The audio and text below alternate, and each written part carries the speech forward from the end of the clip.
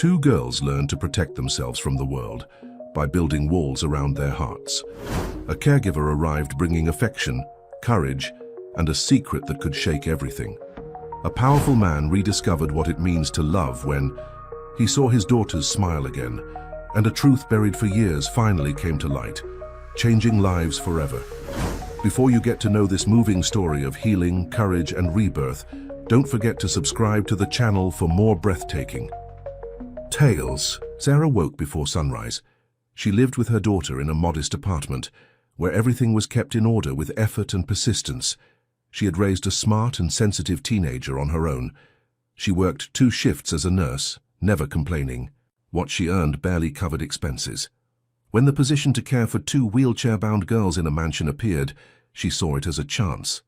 More than a job, it was an opportunity for a fresh start. Sarah's fingers trembled as she adjusted her hospital ID badge on her uniform. It was her last day as a staff nurse, a profession she had practiced for 15 years. The head nurse, Robert, approached with heavy steps, carrying a small decorated box. "We'll miss you, Sarah, especially the patients in the pediatric ward," he said, handing her the gift. A memento from the team. She smiled, containing her emotion. Inside the box was a miniature golden stethoscope, transformed into a pendant. A small object, like most things in her life, but loaded with meaning. "Thank you," she whispered, as she placed the pendant around her neck. "I'll miss everyone too." The decision hadn't been easy. Sarah loved her work, but her body couldn't handle the long double shifts anymore. Years of irregular sleep, hurried meals, and continuous stress had taken their toll. At 38, she felt like she was 50, and there was Emma, her 15-year-old daughter, who needed more from her than just an exhausted mother returning home at 11 p.m. Sarah crossed the brightly lit hospital corridors for the last time as an employee. White walls that had witnessed so much of her life, the beginning of her career, her pregnancy with Emma, the years of struggle after being abandoned. The bus ride home that afternoon seemed slower than usual, perhaps because, for the first time in years, Sarah wasn't in a hurry. She observed the city through the window, people walking hurriedly, the sky painted orange by the sunset. How long had it been since she'd allowed herself to simply observe? The apartment was silent when she arrived. On the small kitchen table, a note in Emma's careful handwriting. "At the library, back at 6 p.m. Love you, Mum." Sarah smiled. Her daughter, always responsible, always studious. Emma was everything Sarah had dreamed of being as a teenager before. Life derailed her plans. The girl had inherited her mother's determination, but had something more, the ability to dream big. Sarah would do anything to protect that. The phone rang, interrupting her thoughts. The deep formal voice on the other end belonged to Michael Stevens, businessman and owner of the mansion where she would work. "Miss Sarah Collins? I'm confirming our meeting for tomorrow at 9 a.m. My driver will pick you up." "Yes, Mr. Stevens. I'll be ready. My assistant mentioned you have a teenage daughter. Feel free to bring her if necessary. The house has plenty of space." Sarah hesitated, surprised by the unexpected consideration. "Thank you, sir. Emma has school in the morning, but I appreciate the kindness." The conversation was brief, but enough to increase her apprehension. She had never set foot in a mansion, much less worked in one.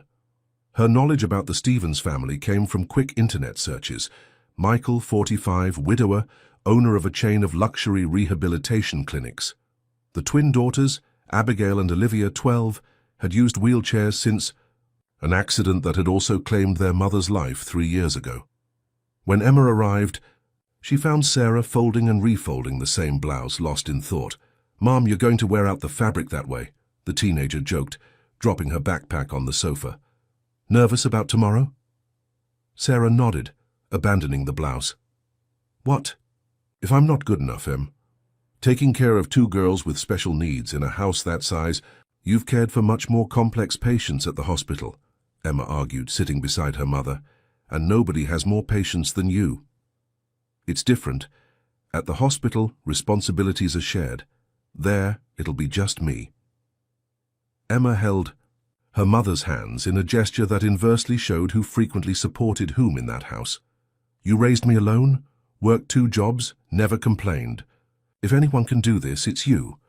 Sarah smiled, touched by her daughter's confidence.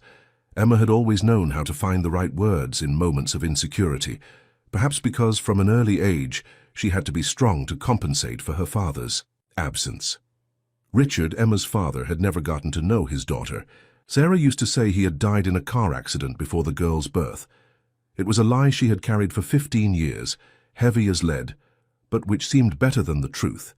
Richard was alive, or at least had been as far as she knew, serving. Time for financial fraud, after abandoning her pregnant and without resources. "Shall we prepare dinner?" suggested Sarah, ending that line of thought. "Tomorrow will be a big day." Mother and daughter moved in sync around the small kitchen, in a familiar ballet of years. While chopping vegetables, Sarah observed Emma, so similar to her in appearance, the same brown, wavy hair, the same face shape, but with unmistakable traits from her father, intense green eyes, an easy smile that won everyone over. That night Sarah slept little. She tossed and turned in bed, imagining what the mansion would be like, the girls, the boss. The salary offered was almost double what she earned as a nurse, with regular days off and the possibility of Emma living with her in the quarters designated for the housekeeper. The alarm went off at 6 a.m., but Sarah was already up. She chose her best outfit, navy blue slacks and a white blouse, and tied her hair in a low bun.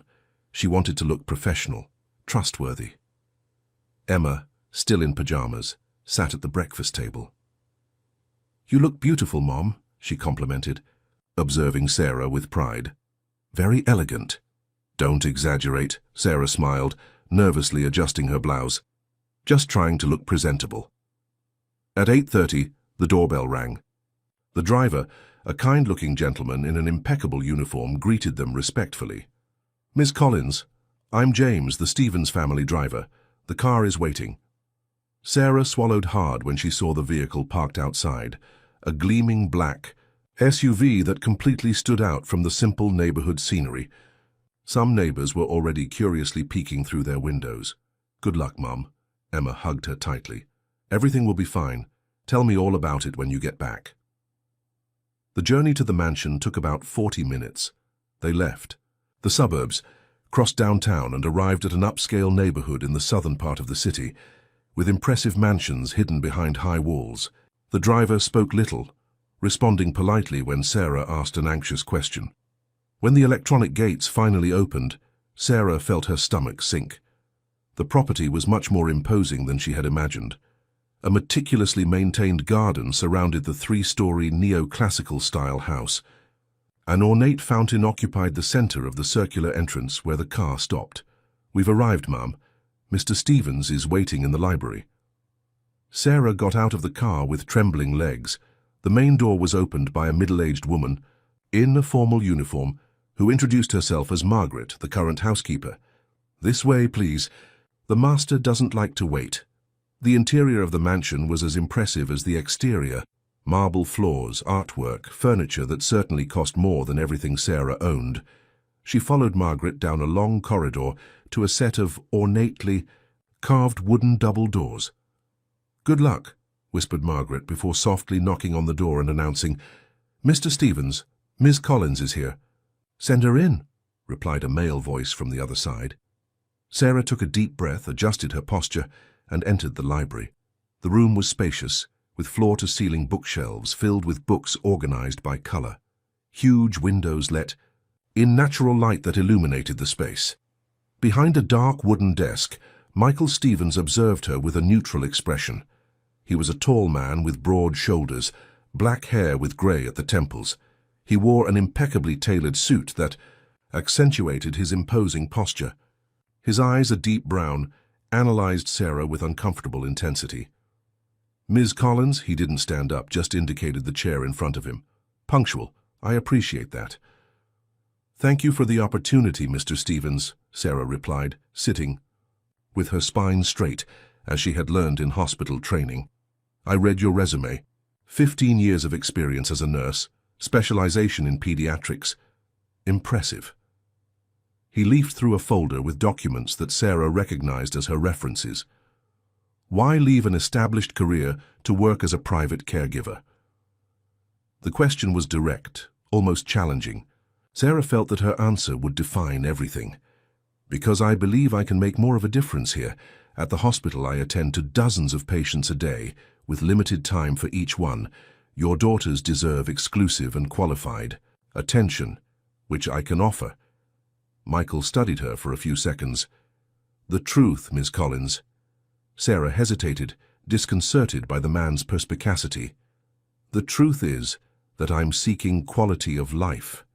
Double shifts in hospitals are wearing, and I have a teenage daughter who needs me. Your salary will allow me to care for her properly, while using my experience to help your daughters. An almost imperceptible smile passed across Michael's lips. Honesty. Good. He closed the folder. Abigail and Olivia are not easy patients. Since the accident, they've driven away all caregivers.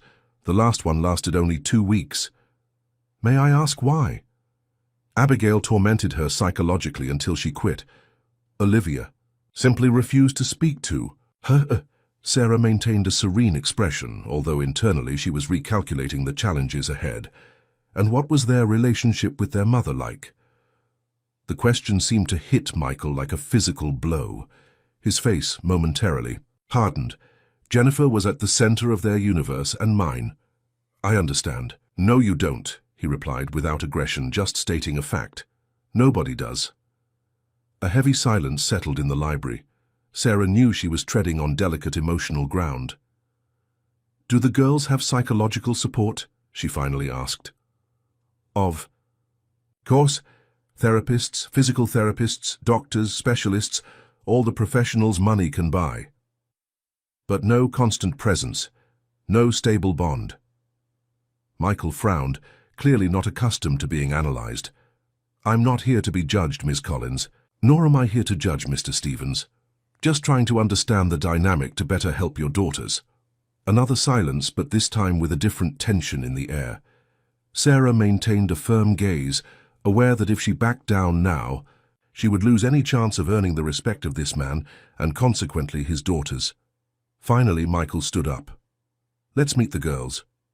Sarah followed him through the corridors of the mansion, discreetly observing how he walked, firm steps, rigid posture, like someone carrying an invisible weight on his shoulders. They arrived at an isolated wing on the first floor, with walls in pastel tones and lighter decoration, clearly designed for children. This is their space, Michael explained, stopping in front of a door. We adapted this entire wing after the accident. Separate bedrooms, but connected by a common activity room. He knocked softly on the door before opening it. The room was spacious and bright, with windows overlooking the back garden. There were bookshelves, musical instruments, a large television, and in the center 2 girls in wheelchairs. At first glance they were identical, long light brown hair, delicate features, the same fragile structure. But looking more carefully, Sarah noticed the differences. One had a defiant expression, chin raised, astute eyes that immediately scanned Sarah from top to bottom. The other kept her gaze fixed on the window, apparently oblivious to the visitor's presence. Abigail, Olivia, this is Ms. Collins. She will be your new caregiver. The girl with the defiant expression, Abigail, Sarah deduced, let out a short, dry laugh. For how long, Dad? Want to bet? I give it a week. Michael gave his daughter a warning look, but before he could reprimand her, Sarah stepped forward. Actually, Abigail, I don't give up easily. Ask the patients I treated in the pediatric ICU. Some doctors had already thrown in the towel, but I didn't. The girl's eyes narrowed, surprised by the direct response. How do you know I'm Abigail? She asked, suspicious. Your eyes, defiant and intelligent, exactly as your father described. Abigail seemed momentarily disconcerted, while Michael observed the interaction with growing interest. Sarah turned to the other girl, who continued looking out the window. And you must be Olivia. I heard you like to watch the garden. No response, no movement indicating the girl had heard. Olivia rarely speaks, Michael explained quietly. Since the accident. She speaks when she wants to, interrupted Abigail defensively. She just doesn't waste words on strangers. Sarah nodded, not showing offense. Perfectly understandable. I hope one day to no longer be a stranger to you both. She approached Olivia, and instead of forcing eye contact or attention, simply positioned herself beside her, also looking out the window. It's a beautiful view. I understand why you like it. For an instant, so brief that Sarah almost thought she had imagined it, Olivia slightly moved her head in her direction. That was it, but enough for Sarah to realize the girl was aware of her presence. Michael observed everything with an enigmatic expression. Miss Collins will start tomorrow, he announced to his daughters. We'll show her quarters now. You have therapy in half an hour. James will take you. Another one who will leave, muttered Abigail, turning her chair to move away. Don't say I didn't warn you. As they left the room, Sarah noticed Michael observing his daughters with a mixture of love and helplessness. It was the look of someone who had lost the map to reach his own children's hearts. The housekeeper's quarters are in the annex, he explained, leading her down another corridor. Completely independent, with its own entrance, 2 bedrooms, living room, kitchen. Margaret will leave the position in 2 weeks when she retires. She'll show you everything. 2 bedrooms? Sarah asked, surprised. For your daughter, Michael replied, as if it were obvious. Emma, right? 16 years. Old? 15, sir. Perhaps her presence would be beneficial for the girls, someone closer to their age. Sarah felt a wave of gratitude. She hadn't expected this consideration. Thank you, Mr. Stevens. That means a lot to us. Michael, he corrected, extending his hand for a formal handshake. Welcome to the Stevens family, Sarah. She accepted the handshake, noticing the firmness of his touch. For an instant their gazes met, his analytical and cautious, hers determined and sincere. At that moment, neither could imagine how their lives would intertwine in the following months, how that mansion, which held so much pain, could become the setting for an unexpected new beginning for all. I won't disappoint you, promised Sarah. We'll see, replied Michael with the ghost of a smile on his lips. Everyone promises that at the beginning. Then I'll be the first to keep that promise. And with those words, Sarah took the first step on a journey that would transform not only her life and Emma's, but also that of the family, fractured by tragedy and absence. The first month in the Stevens mansion was a silent battle. Sarah arrived with Emma on a Sunday morning, bringing few suitcases. The simplicity of their lives fit into a few volumes. Margaret, the housekeeper who was retiring, showed them the quarters in the annex, spacious, well lit with furniture that mixed elegance and comfort. It's bigger than our entire apartment, whispered Emma, marveling at the room that would be hers, decorated in soft tones with a large desk for her studies. Sarah smiled, although she felt a knot in her stomach. Everything there was borrowed, temporary. It depended on her ability to deal with 2 traumatized girls and an absent father. Anxiety made her hands tremble slightly while organizing clothes. Everything will be fine, Mom. Emma hugged her from behind as if reading her thoughts. You always manage. The next day, the routine began. Sarah received from Margaret a meticulously organized schedule. Medication times, physical therapy, private lessons, meals. Everything calculated to the minute, like a hospital. But Sarah quickly noticed something essential was missing. There was no space for spontaneity, for laughter, for being a child. Abigail constantly tested the limits. On the first morning, she refused to eat breakfast. I'm not hungry, she declared, pushing away the plate. That's fine, Sarah responded calmly. When you are, let me know. The girl blinked, visibly surprised by the lack of insistence. No lecture about the importance of breakfast? Sarah smiled, taking away the plate. You're 12, Abigail. You perfectly know the importance of eating. It's your choice. Olivia, on the other hand, remained in constant silence. She ate when served, took her medicine without protest, went to therapy without resistance, but also without involvement, as if she were just performing mechanical tasks to survive. On the 3rd day, Michael Stevens appeared during breakfast, a fact that, judging by his daughter's surprised looks, was extremely rare. Impeccably dressed for work, he checked his watch before even greeting the girls. I have meetings all day, I'll be back late. "Sarah, do you need anything for the girls?" Before she could answer, Abigail interrupted. "We don't need anything from you, Dad. We never do." The silence that followed was dense. Michael hardened his expression, but didn't reprimand his daughter. Instead, he nodded briefly to Sarah and left. His firm step echoed down the corridor, followed by the distant sound of the front door closing. "He always runs away," explained Abigail bitterly, as she pushed her wheelchair away from the table. "He's an expert at that." In the following 2 weeks, Sarah observed the family dynamic unfold.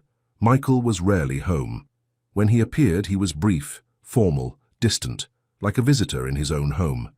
The girls avoided him, or, in Abigail's case, provoked him. Olivia simply closed herself even more in her cocoon of silence. Emma, on the other hand, became an unexpected bridge. After school, she did her homework in the twins' common room. At first, Abigail ostentatiously ignored her. Olivia just observed from afar. But gradually, curiosity won out. "What subject is that?" asked Abigail one day, bringing her chair closer to the desk where Emma was solving equations. "Algebra," replied Emma, without making a fuss about the fact that it was the first time Abigail had initiated a conversation. "I'm having difficulties with these functions." "I know how to solve that," said Abigail with a gleam in her eyes. "I studied this last year." From that moment on, a fragile connection began to form. Abigail, proud of her knowledge, assumed the role of voluntary tutor. Emma intelligently allowed herself to be guided, even when she already understood the material.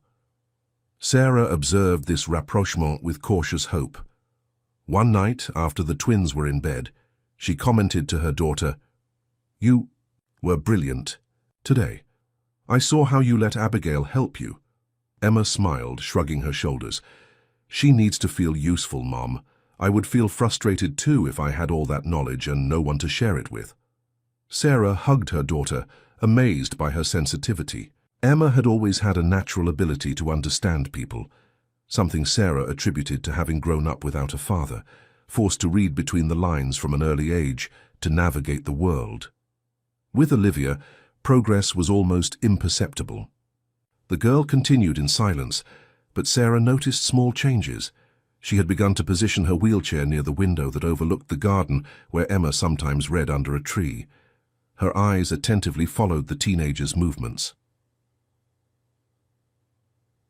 A Saturday afternoon, after a month at the mansion, Sarah took the children to the garden. It was a mild day with soft sun filtered through sparse clouds. Emma brought a poetry book she was reading for school. "Anyone want to listen?" she asked. Sitting on the grass, Abigail rolled her eyes but didn't leave. Olivia kept her eyes fixed on the flowers in the bed. Emma began to read, her melodious voice giving life to the words. A poem about oceans, depths, and the light that penetrates even the darkest waters. Sarah observed the girls while folding. Some clothes brought from the clothesline. Abigail pretending disinterest but clearly listening. Olivia apparently oblivious but with her head slightly inclined toward Emma. And then it happened. In the middle of the poem, a blue butterfly landed on the arm of Olivia's wheelchair. The girl looked at the insect, completely still. The butterfly slowly opened and closed its wings, as if introducing itself. And then, for the first time since Sarah had arrived, Olivia spoke. "Blue morpho." Her voice was low, almost a whisper, but audible. Emma stopped reading. Sarah froze with a T-shirt in her hands. Even Abigail seemed surprised. "What?" asked Emma gently. "It's a blue morpho butterfly," repeated Olivia, still looking at the insect. "Mom showed me in a book. They're rare here." Sarah and Emma exchanged emotional looks, aware of the precious moment they were witnessing. Abigail brought her chair closer to her sister's. "Remember when Mom took us to that butterfly house?" she asked, with an unusual softness in her voice. Olivia nodded slightly as the butterfly finally took flight. For a fleeting moment, the two girls shared a memory that didn't hurt, a small miracle. That night, after the children were asleep, Sarah was noting the day's progress when she heard the sound of a car arriving. Through the window, she saw Michael getting out of his vehicle, his countenance exhausted. It was almost midnight. Moved by impulse, Sarah went out to the garden. Mr. Stevens, a minute, please. Michael stopped, clearly surprised to find her awake. Did something happen with the girls? No, they're fine. Actually, something wonderful happened today. She told him about the moment with the butterfly, about Olivia speaking and the brief instant of connection between the sisters. As she spoke, she noticed something change in his expression, a mixture of relief and pain. She talked about Jennifer, he asked, his voice suddenly hoarse. She mentioned something about a butterfly. Book her mother had shown them. Michael ran his hand through his hair, a rare gesture of vulnerability. Jennifer was a biologist, a specialist in Lepidoptera, butterflies. She had a collection of books on the subject. That explains Olivia's knowledge, Sarah commented, softly. I thought you would want to know. Thank you, he replied after a moment, and you can call me Michael. Mr. Stevens makes me feel even older. Sarah smiled. All right. Michael. A comfortable silence settled between them before Michael broke it. How is Emma adapting? Surprisingly well. She has been a blessing for your daughters. It's not common for teenagers to have so much patience. You raised her well. The compliment caught Sarah off guard. Thank you. I did the best I could under the circumstances. As a single parent, I know how difficult it is, Michael commented, his gaze lost in the darkness of the garden. Although I have resources that most parents don't have. And yet, the phrase was left suspended, laden with self-recrimination. It's different for you, Sarah offered carefully. You didn't choose to be a single parent. You had that condition imposed by a tragedy. And you chose? The direct question made her hesitate. Lying was the automatic response developed over 15 years. Yes, she had chosen to raise Emma alone after her husband's death. The story she had told her daughter, colleagues, the world. Different circumstances, she replied vaguely, but equally challenging. Michael observed her for a moment, as if he could see through the layers of protection she had built over the years. Well, good night, Sarah, and thank you for the report. Good night, Michael. That same week, Sarah accidentally discovered another aspect of the family dynamic. She was organizing the girls' medications when Michael quickly passed through the room, just to inform her. He would be traveling for 3 days. James will be available for any emergency, he said, already leaving. Sarah followed him to the corridor. Why do you never say goodbye to them? She asked, indignation momentarily overcoming her professional role.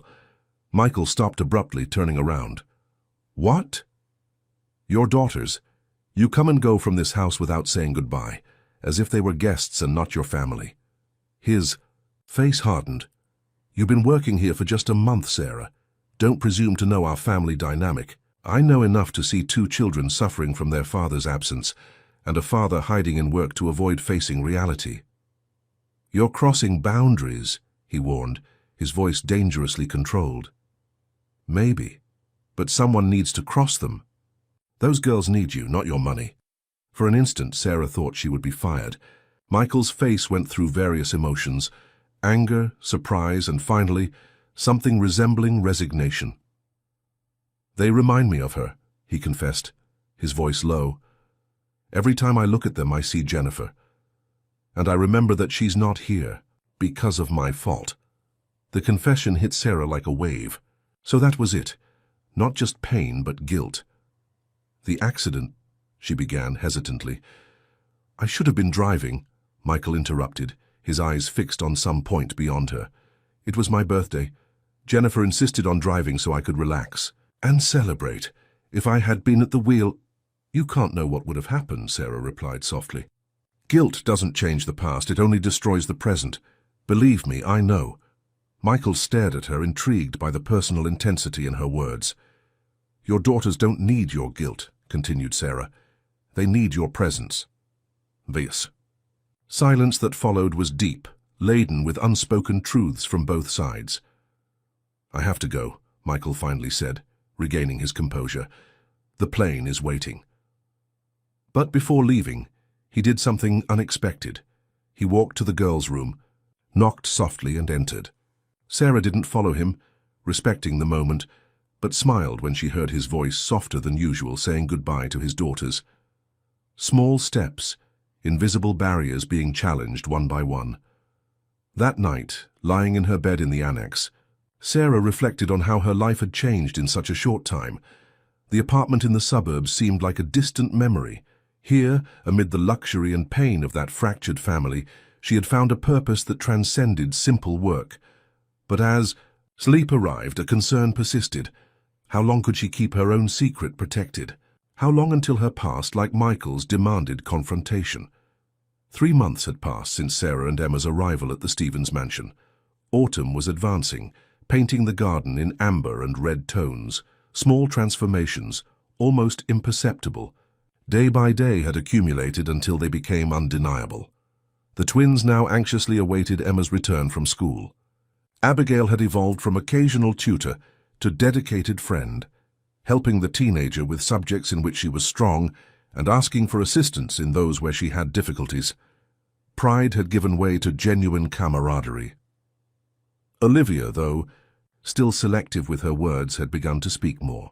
Short phrases, observations about the weather, simple requests, small miracles that Sarah meticulously recorded in her diary. "I'll keep this little notebook of yours as a treasure when you leave," Abigail teased one afternoon, seeing Sarah making her notes. "And who said I'm leaving?" replied Sarah without raising her eyes from the notebook. "Everyone does eventually," Abigail shrugged. "It's just a matter of time."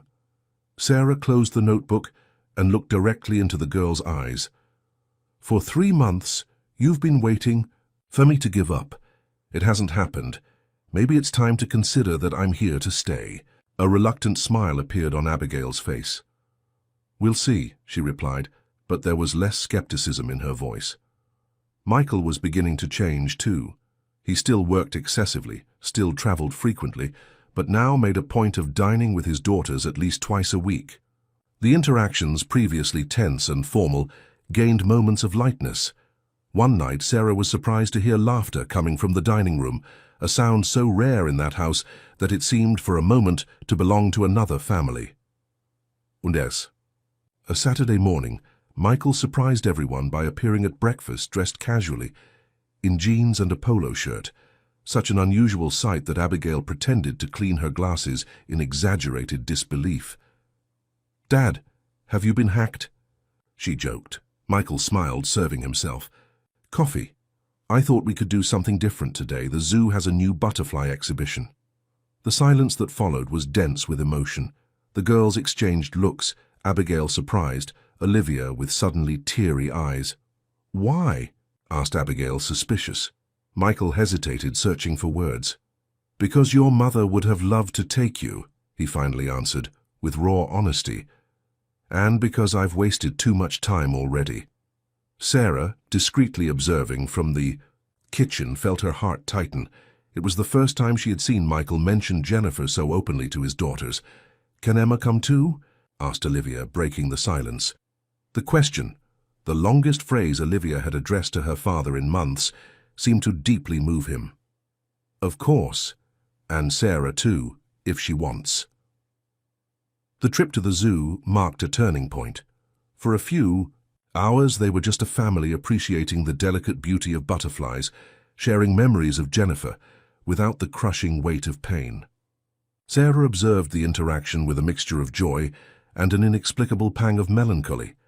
Seeing Michael smile at his daughters, pointing out different species, telling anecdotes about Jennifer's scientific expeditions, it was impossible not to feel simultaneously part of and an intruder in that moment. "You're quiet," commented Michael, approaching while the girls and Emma admired a display case with chrysalises. "Just appreciating the moment," replied Sarah. "It's beautiful to see you all like this." "Thank you," he said after a moment, "for insisting when I wanted to run away." The look they exchanged contained something new, a mutual understanding that transcended the professional relationship. For an instant, Sarah allowed herself to see beyond the employer, a man struggling to rebuild himself, carrying guilt that perhaps wasn't entirely his. Life in the mansion acquired a new dynamic after that day.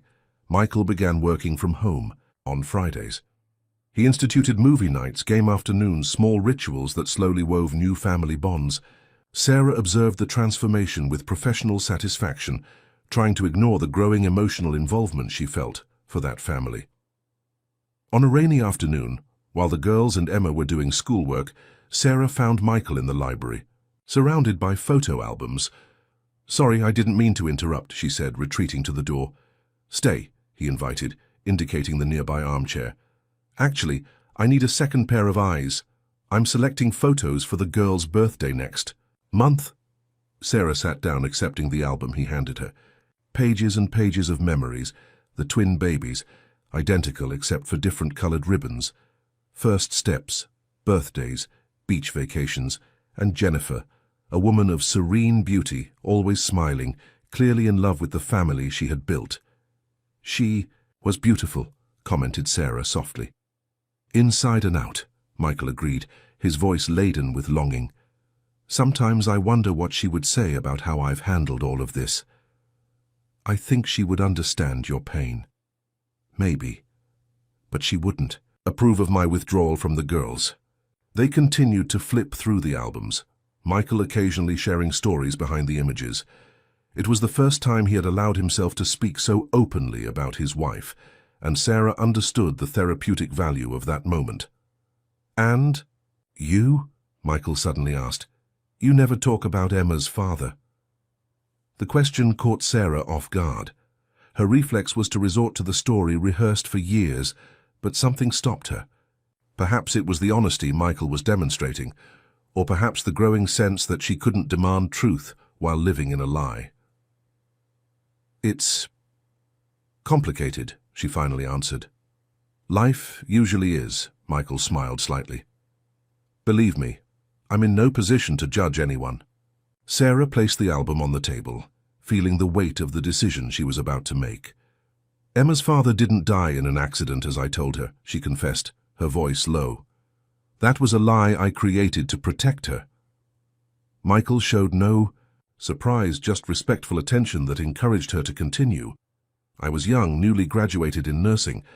Richard was a businessman, charming, much older and more experienced. When I got pregnant, I discovered his true nature.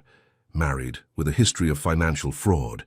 He disappeared when confronted, leaving me alone and scared." Sarah took a deep breath, surprised by the relief she felt in sharing that secret kept for so long. 2 weeks after Emma's birth, I learned he had been arrested. I then decided it would be better for her to grow up believing her father had died than to know she had been abandoned. "A difficult decision," commented Michael, without judgment in his voice. "You did what you thought best to protect her."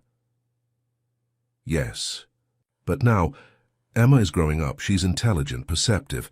Sometimes I'm afraid she'll discover the truth through other means. Have you considered telling her yourself?" The question hung between them, heavy with implications. Sarah had considered this possibility countless times, especially in recent months, seeing how painful truths, when confronted, could pave the way for healing. "I'm afraid of losing her trust," she admitted, "that she'll feel betrayed."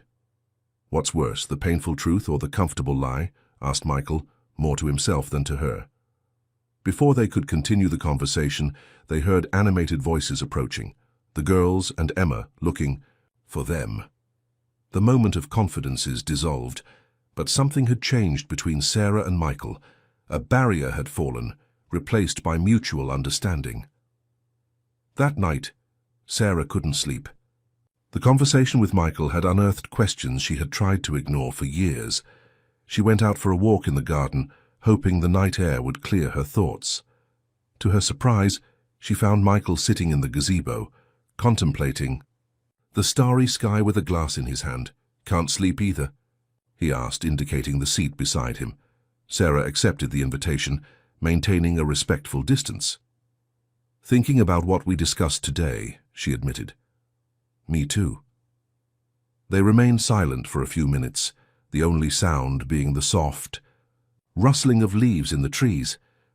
"You know what's ironic?" Michael finally spoke. "Jennifer and I rarely had secrets. We were absurdly honest with each other, and now, without her, my life has become a series of omissions."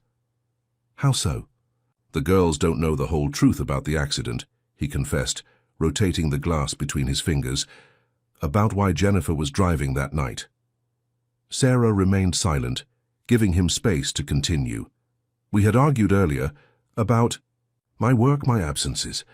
Jennifer said I was missing precious moments with the girls. She was right, of course, but I was stubborn, obsessed with expanding the clinic. He took a sip of his drink before continuing. On the way to the restaurant, where we would celebrate my birthday, we continued arguing. I was upset, irritated. Jennifer insisted on driving, saying I wasn't in a condition to. She was right, but my pride was hurt. I felt like she was treating me like a child. Sarah could imagine the scene, the tension in the car, harsh words, exchanged between two people who, despite everything, loved each other deeply. It wasn't your fault, Michael. Not directly, he agreed, his gaze lost in the darkness of the garden. But if I hadn't been so stubborn, so absorbed in my own world, Jennifer would be alive. The girls would have their mother, and they wouldn't need wheelchairs. The weight of that guilt was palpable in the air between them. Sarah now understood the depth of Michael's pain. Not just the loss, but the constant feeling of responsibility. We all carry regrets, she said softly. Decisions we'd like to change. But living trapped by them only prevents us from moving forward. You speak from experience? Yes, Sarah admitted. Sometimes I wonder if I made the right choice in hiding the truth from Emma. If I didn't underestimate her ability to deal with reality. Michael turned to face her, his gaze intense even in the semi-darkness. You're a good mother, Sarah. That's evident in every interaction with your daughter. Whatever your decision was, it came from a place of love. The kindness of those words touched Sarah deeply. For a moment, she felt the impulse to move closer, to seek physical comfort in the warmth of another human being who understood the weight of guilt and difficult choices. She resisted, remembering her position in that house, the history of impulsive decisions she had made before and their consequences. It's getting late, she said, standing up. We should try to sleep. Michael nodded, although he seemed reluctant to end that rare, sincere conversation. Sarah, he called, when she was already a few steps away. Thank you for listening and for sharing. We're both survivors, Michael. She smiled softly. Sometimes it's good to remember we're not alone in the struggle. As she returned to her room, Sarah felt a confused mixture of emotions. There was something growing between her and Michael, something that went beyond the professional relationship, beyond the shared empathy for their situations, something dangerous that needed to be carefully contained. What Sarah didn't know, as she closed her bedroom door that night, was that their lives were about to become even more complicated. For less than 60 miles away, in a modest apartment in a neighboring town, a man was examining newspaper clippings and recent photographs of a woman and a teenager entering a mansion. Richard was out of prison, and he had found his family. The Kai. Invitation arrived on a Tuesday, in a formal envelope with a gold letterhead. Sarah found it while collecting the mail, immediately recognizing the logo of the Medical Association, in which Michael held a prominent position. Annual Charity Gala. In support of St. Clair Children's Hospital, it read in elegant letters, and just below, handwritten, Sarah, I'd like you to accompany me, if possible. The girls insisted you would be better company than me alone. Michael. Sarah read the note several times, a tingling of apprehension growing in her chest. It was just a charity event, she repeated to herself, purely professional. Michael probably invited all housekeepers. What's that? Asked Emma, appearing silently behind her. Sarah started, almost hiding the invitation by reflex. A charity event. Dr. Stevens asked me to accompany him. Emma's smile widened in a worrying manner. Like a date? No, of course not. It's a professional event, Sarah protested, perhaps too quickly. He just asked me to accompany him because it would be appropriate for him not to go alone. I see, replied Emma, clearly unconvinced. And you'll wear that navy blue dress you haven't worn in years, right? Sarah blushed, irritated that her daughter could read her thoughts so precisely. The navy, Blue dress was her only formal piece, kept in the back of the closet since before her pregnancy. Don't be ridiculous. I'm not going anywhere. But the dress had already been taken out of the closet that same night, critically examined for possible damage or signs of being outdated. To her surprise, it remained elegant in its simplicity, a classic cut that miraculously still fit her. The next day, she found Michael in his office, reviewing documents. "I received the invitation," she said, trying to maintain a casual tone. "I appreciate it, but I don't know if it would be appropriate." Michael raised his eyes from the papers, eyebrows slightly arched. "Why not?" "Well, I'm your employee. People might misinterpret." "People always interpret what they want," he replied with a slight shrug. "The question is, would you like to go?" The direct question caught Sarah off guard. Did she want to go? Part of her yearned for the opportunity to dress elegantly, participate in a sophisticated event, rare experiences in her simple life. Another part feared the looks, the whispers, the feeling of not belonging. "Yes," she finally admitted. "I would." Michael smiled, seeming genuinely pleased. "Great, it's next Saturday. Can we arrange for Emma to stay with the girls? Margaret can help too." "I'm sure we can." Sarah left the office with her heart racing, telling herself it was just social anxiety, nothing more. The days preceding the event brought unexpected excitement to the mansion. Abigail, upon discovering that Sarah would accompany her father, insisted on approving the attire. Even Olivia offered her silent collaboration, bringing a box containing jewelry that had belonged to her mother. "Mom would want you to wear these," she murmured, offering a pair of sapphire earrings. Sarah hesitated, deeply touched by the gesture, but aware of its impropriety. "They're beautiful, but they belong to your mother, dear. One day they'll be yours." "Please," insisted Olivia with a rare determination. "She used to lend them to people she liked." With a heavy heart, Sarah accepted, promising herself to take extreme care with the piece. What she didn't expect was Michael's reaction when Abigail, proud of her stylistic intervention, mentioned the loan during dinner. "Olivia offered the sapphires?" he asked, his voice suddenly tense. "Yes," Sarah replied, uncomfortable. "I said it wasn't appropriate, but she insisted. I promise to return them as soon as—" "No," Michael interrupted her, softening his tone when he realized his own abruptness. "If Olivia offered, it's because she wanted to. She rarely opens her mother's jewelry box." The silence that followed carried a weight of unexpressed meanings. The twins exchanged glances, and Emma, always perceptive, quickly changed the subject. On the night of the event, Sarah contemplated her reflection in the mirror, barely recognizing the elegant woman staring back at her.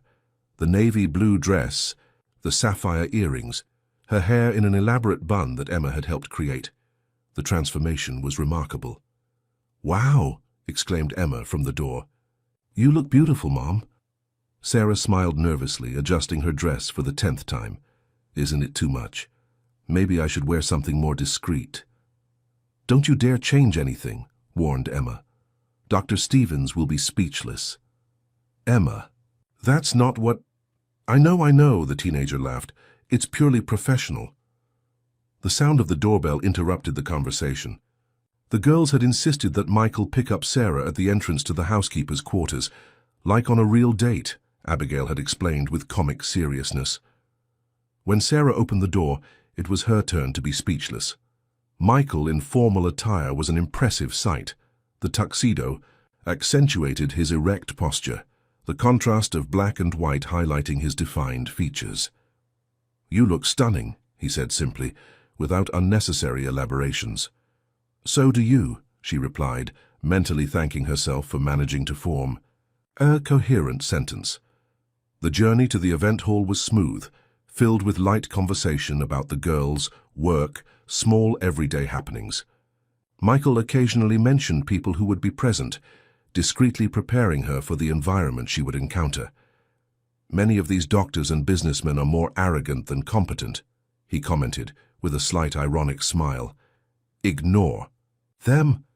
The ones who really matter are the professionals who work directly with the children."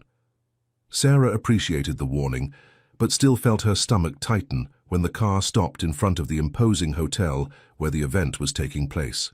Lights, red carpet, photographers, a world completely alien to her experience. "Nervous?" asked Michael, offering his arm. "A little," she admitted. "I've never been to something like this." "Then this will be a night of firsts for both of us," he smiled. "I've never brought anyone since Jennifer." That unexpected confidence elevated the event to a new level of significance. Sarah swallowed hard, suddenly very conscious of the weight of the sapphire earrings. The first hours passed in a whirlwind of introductions, polite conversations, champagne flutes from which Sarah carefully sipped.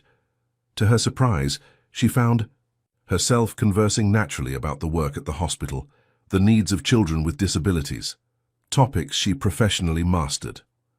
Michael observed her with evident approval, occasionally placing a light hand on her back as he guided her. Between groups, "Dr. Stevens," exclaimed a male voice behind them. "What an unexpected pleasure to find you here. You rarely graced us with your presence at these events." Michael turned, his body instinctively tensing. Sarah noticed the change instantly. "Dr. Harrison," he replied with icy politeness. "I thought you were in Geneva." "I returned a month ago," replied the man, tall, elegant, with grey hair at the temples. "And who is your charming companion?" "Sarah Collins, Michael hesitated for a fraction of a second. "Housekeeper and nurse to my daughters." Dr. Harrison's eyebrow arched slightly. "Fascinating. Housekeeper, nurse, and gala companion. A woman of many talents." The comment, laden with insinuation, made Sarah's blood boil. Before Michael could respond, she extended her hand in formal greeting. "Dr. Harrison, Michael mentioned your work in neuropediatrics. We have an interesting case of partial motor recovery with one of the twins that might interest you professionally." The man seemed momentarily disconcerted by the confident and technical response. "Really? Well, I always appreciate interesting cases." "Perhaps another time," Michael intervened, his hand now firmly resting on Sarah's back. "If you'll excuse us, we need to greet the organizers." They moved away, Michael visibly disturbed. "Sorry about that," he murmured. "Richard Harrison is a former colleague with whom I had professional disagreements." "I noticed," Sarah smiled. "Slightly. Don't worry, I worked in a public hospital for 15 years. I know how to handle medical egos." The comment drew a genuine laugh from Michael, dissipating the tension. The rest of the night flowed with surprising naturalness. They danced a slow song, maintaining respectful distance that nevertheless seemed charged with electricity. They conversed with doctors and nurses from the children's hospital, discussing cases and treatments with shared interest. It was one of the rare nights when Sarah felt completely present, not as a mother, not as a housekeeper, just as a woman, enjoying an elegant event in the company of a man who respected her. The enchantment abruptly broke when, walking to the car after saying goodbye, Sarah glimpsed a familiar face in the crowd. A face she hadn't seen in 15 years, but which occasionally haunted her nightmares. Richard. The vision lasted only a second, a man with similar features looking in her direction, before turning and disappearing among the passers-by. Probably just a resemblance, Sarah concluded, attributing the fright to the emotional tension of the night and the 2 glasses of champagne she had consumed. The journey back was peaceful, filled with comments about the event and occasional laughter about the more eccentric guests. A comfortable camaraderie had established itself between them, as if the night had removed invisible barriers. When they arrived at the mansion, Michael accompanied her to the door of the housekeeper's quarters. They stopped before the entrance, momentarily awkward like teenagers after their first date. "Thank you for the evening," said Sarah, sincere. "It was different from anything I've ever experienced." "I'm the one who should thank you," replied Michael.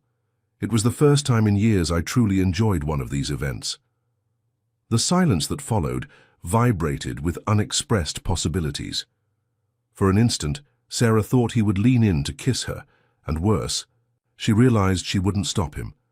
Instead, Michael gently took her hand, bringing it to his lips in an old-fashioned and elegant gesture.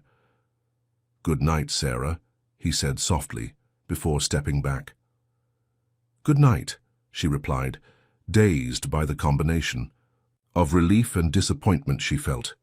Inside the apartment, she found Emma asleep on the sofa, book still open on her chest. The girls would already be in their beds, cared for by Margaret. Sarah adjusted the blanket over her daughter, not wanting to wake her. She carefully removed the sapphire earrings, placing them in their box. She undid the elaborate bun, letting her hair fall over her shoulders. She took off the dress with care, hanging it like a relic. As she prepared for bed, she couldn't shake off the feeling of restlessness. The night had been perfect, perhaps too perfect. And that fleeting vision of a face from the past, even if just a trick of the imagination, seemed like a warning. Sarah lay down, trying to push away disturbing thoughts. She had a stable life now, a job she loved, a daughter who was flourishing. She couldn't allow ghosts from the past or inappropriate feelings in the present to threaten that hard-won stability. What she didn't know was that a few miles away, Richard was not a ghost, but a very real presence. In a cheap hotel room, he was organizing newspaper clippings, photos taken from a distance, meticulously collected information. "So this is my daughter," he murmured, observing a photograph of Emma leaving school, and Sarah, always full of surprises. His eyes fixed on another photo, Sarah and Michael arriving at the charity event, him offering his arm, her smiling. Richard smiled, a smile that didn't reach his calculating eyes. "Dr. Michael Stevens," he said to the silence of the room. "A rich man with a tragic past. Perfect." On the table beside the photographs rested an envelope containing a job offer as a financial consultant for the Stevens Rehabilitation Clinic chain. Richard had carefully orchestrated every detail, using connections made in prison, building a new identity, a new professional history. The chance that had placed Sarah and Emma in Michael Stevens's path was too perfect not to be exploited. And Richard had always been a specialist in exploiting opportunities and people. The interview was scheduled for 9 in the morning. Michael reviewed the resume in front of him once more. Richard Almeida, financial management specialist, with an impressive history in restructuring healthcare companies. Impeccable references, although Michael didn't personally know any of them. The clinic urgently needed someone with this expertise. The expansion to 3 new cities had created administrative challenges that consumed valuable time. "Send him to my office when he arrives," he instructed his secretary, not suspecting that this simple decision to hire a consultant would irrevocably change the destinies of everyone in the Stevens mansion. Meanwhile, Sarah was organizing the twins' birthday party, 13 years old, a significant age, the official entry, into adolescence. Michael, surprisingly, had asked for her help to make the occasion special. Not a grand celebration with guests the girls barely knew, but something intimate that would really please them. "They love astronomy," suggested Sarah. "What if we set up a small observatory in the garden? We could rent a professional telescope, set up a tent with constellation projections." Michael's face lit up. Jennifer would have loved that idea. She used to show them the stars when they were babies. They worked together on the project, planning every detail. The growing closeness between them after the gala hadn't been mentioned, but it was palpable in the small gestures, in hands that occasionally touched when pointing something out, in gazes that lasted a second longer than necessary. Emma observed, everything with the wisdom of her 15 years, alternating between good-humored teasing and genuine concern. "You like him, don't you?" she asked one night, while helping her mother select music for the party. Sarah hesitated, unable to lie to her daughter, but reluctant to admit feelings she hadn't even fully processed herself. "It's complicated, Em. We're friends, colleagues. He's my boss. And a lonely widower with 2 daughters who have already told me they'd like you to be a permanent part of the family," completed Emma with an impish smile. "The girls said that?" Sarah was surprised. "Abby specifically said you're the only adult besides their mother that her father really respects and listens to." Sarah blushed, but before she could respond, they were interrupted by James, the driver. "Miss Sarah, phone call for you from Dr. Stevens' clinic." Intrigued, Sarah answered. The voice of Michael's secretary sounded tense. "Sarah? The doctor asked me to let you know he might be late for dinner. He's in a meeting with a new financial consultant and, well, it seems important." "Of course, no problem," replied Sarah. finding the secretary's tone strange. "Any specific message for the girls?" "No, just—" The woman hesitated. "Nothing. Forgive me for the inconvenience." Sarah hung up with an uncomfortable feeling, which she attributed to the stress of preparations for the party. The next day everything would be ready. Star projectors, telescope, special menu with the twins' favorite dishes, carefully selected small gifts.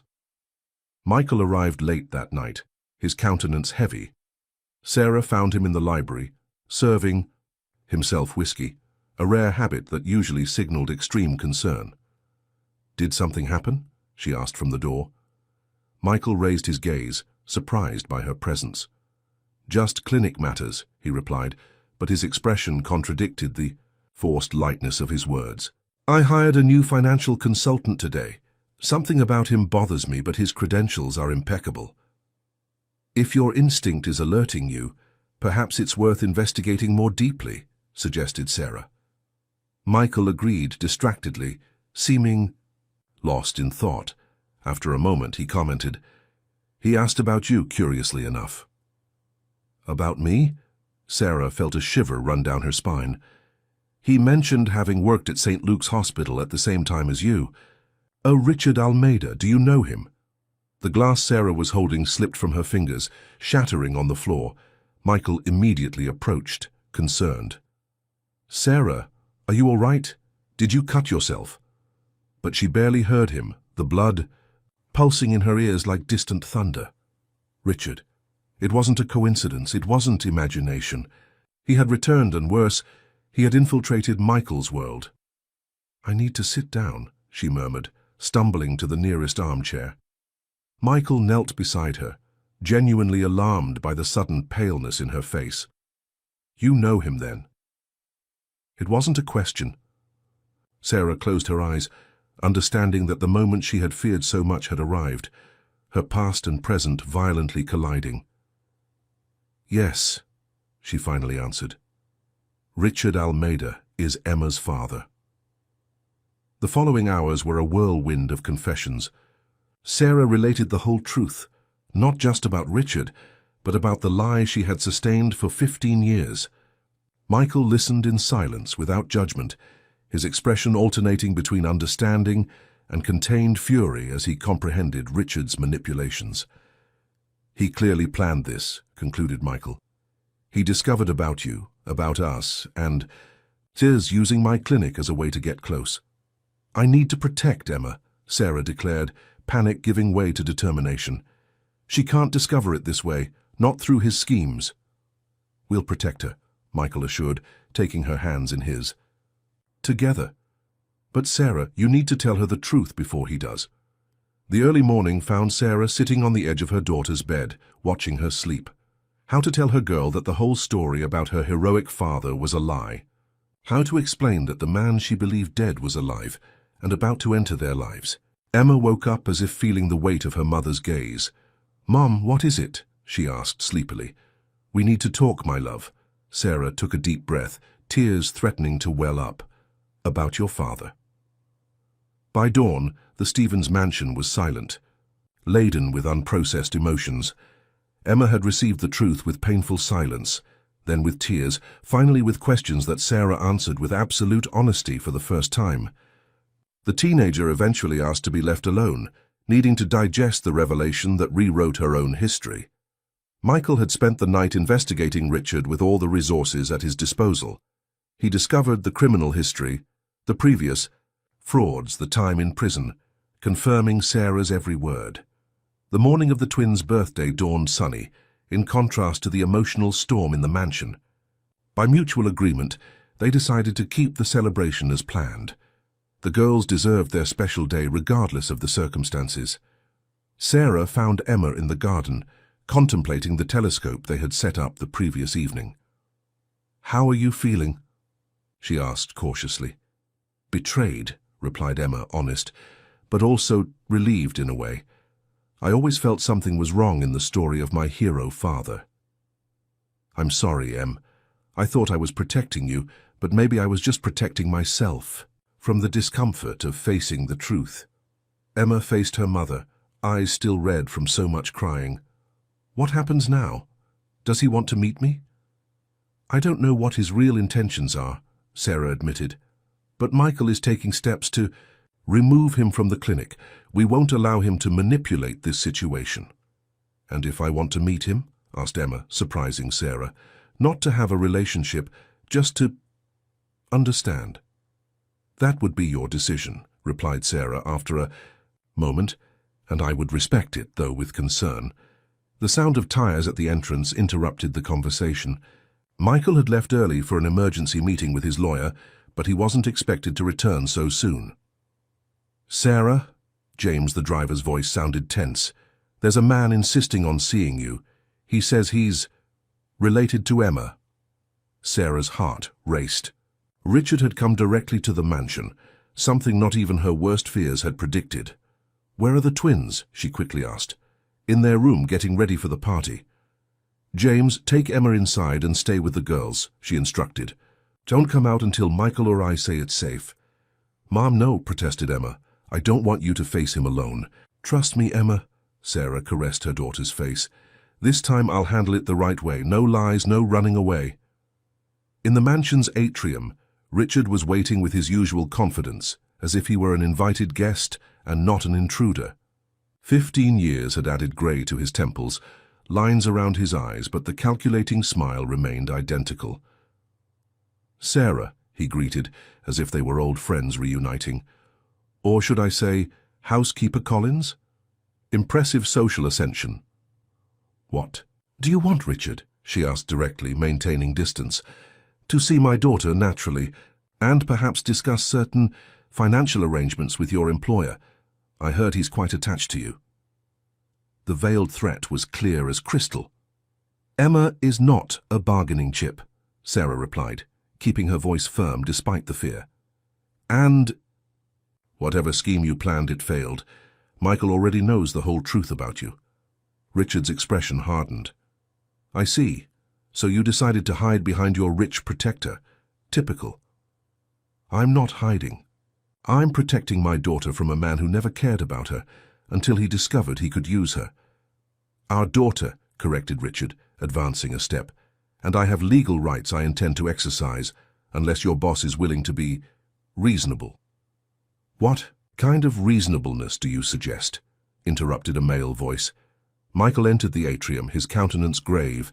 Sarah hadn't noticed his arrival, absorbed in the confrontation.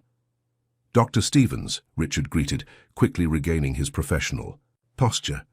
Just who I wanted to see. We have much to discuss about your financial situation. Indeed, agreed Michael coldly. But first, I'd like to introduce you to some gentlemen. As if waiting for a cue, 2 men in suits entered the mansion. This is Detective Cooper, and this is my lawyer, Dr. Wilson, Michael introduced. We're all very interested in your recent conditional release and the clauses you've apparently violated. Richard's face visibly paled. What are you talking about? I served my sentence in full. You were conditionally released 6 months ago, corrected the detective, with an explicit prohibition from approaching Ms. Collins or the minor Emma Collins. We have records of your systematic pursuit, including photographs taken without consent. Richard took a step back, the confident smile now completely gone. This is absurd. I have the right to see my daughter. A right you legally abdicated when you signed the paternity renunciation documents 15 years ago, intervened the lawyer, removing a folder from his briefcase. Or don't you remember doing that to reduce your sentence? Sarah looked at Michael, surprised. He had discovered information even she didn't know. You renounced paternity? She asked incredulously. It was a procedural agreement, Richard tried. To explain, cornered. It didn't mean anything. It meant everything, corrected Sarah, decades of fear transforming into indignation. It meant you chose to rid yourself of responsibilities to save your own skin. As the detective led a protesting Richard out of the mansion, Sarah felt the weight of 15 years of fear slowly dissipating. Michael approached, cautious. Sorry for the intervention, he said, but when I discovered the terms of his release, this morning I realized we needed to act quickly. Thank you. Sarah murmured, still processing what had happened. For everything. Emma appeared hesitantly at the top of the stairs, having obviously heard part of the confrontation. "Is he gone?" she asked in a low voice. Sarah extended her arms, and her daughter ran down to her embrace. "Yes, my love, and we don't need to fear anymore." The following hours were dedicated to the twins and their celebration. The birthday proceeded with surprising lightness considering the morning's events. Abigail and Olivia, unaware of the drama, delighted in the telescope, the gifts, the special cake. By nightfall, with the girls exhausted but happy, Sarah found Michael on the veranda, contemplating the stars now shining intensely. "The girls loved the party," she commented, joining him. "Your merit," replied Michael. "You brought back the joy that was missing in this house." They remained silent for a few moments until Michael spoke again. "What happened today closes a chapter for you and Emma, and perhaps opens space for a new beginning." The question hung between them, laden with cautious hope. "I'm still processing everything," replied Sarah honestly. "For so long I lived in fear, looking back. I need to learn to look forward." "I understand," Michael nodded. "No rush." Sarah smiled, gently touching his hand. "But yes, I think there's room for a new beginning. For all of us." From inside the house came the sounds of the girls calling them to see some discovery in the telescope. They exchanged a complicit look before answering the call, not as employer and housekeeper, not as widower and single mother, but as two people who, against all odds, had found mutual understanding in their fractured lives. And under the starry sky, 4 girls, 2 in wheelchairs that no longer seemed to limit them so much, a teenager beginning to make peace with her true past, and a child who no longer felt so lonely, contemplated the constellations, discovering that some of the most beautiful are formed not by birth stars, but by those we find and choose along the way. They say the best stories are those that continue to echo in our thoughts long after the last page is turned. The journey of Sarah, Michael, Emma, and the twins doesn't end with these words, but continues in each heart that recognized itself in their struggles, fears, and hopes. As the newly formed family contemplates their future beneath the stars, we invite you to reflect. How many times in our own lives do we resist new beginnings because of fear of the past? How many truths do we leave buried, believing we're protecting those we love? In our channel, Stories Between the Lines, we believe in the transformative power of narratives that mirror us, challenge us, and above all, remind us that we're rarely alone in our experiences. If Sarah and Michael's story touched your heart, don't keep that feeling just to yourself. Share in the comments which moment of the narrative resonated most with your own journey. Your words might be exactly what another reader needs to find today. Subscribe to our channel to follow our anthology of complex human relationships, where we publish new stories weekly that, like this one, explore the depths of the human heart. Leave your like as a way of saying that yes, you too believe that from the most painful experiences can be born the most meaningful connections. To the left of this screen, you'll find our special playlist, Unlikely New Beginnings, a carefully selected collection of stories about people who, like Sarah and Michael, discovered that sometimes something needs to completely break in order to be rebuilt more beautifully and strongly. Just like the constellations our characters observed, we form here a community of stars connected by an appreciation for stories that illuminate the complexities of the human condition. Join us on this continuing journey. After all, the story continues, theirs in the pages of your imagination and yours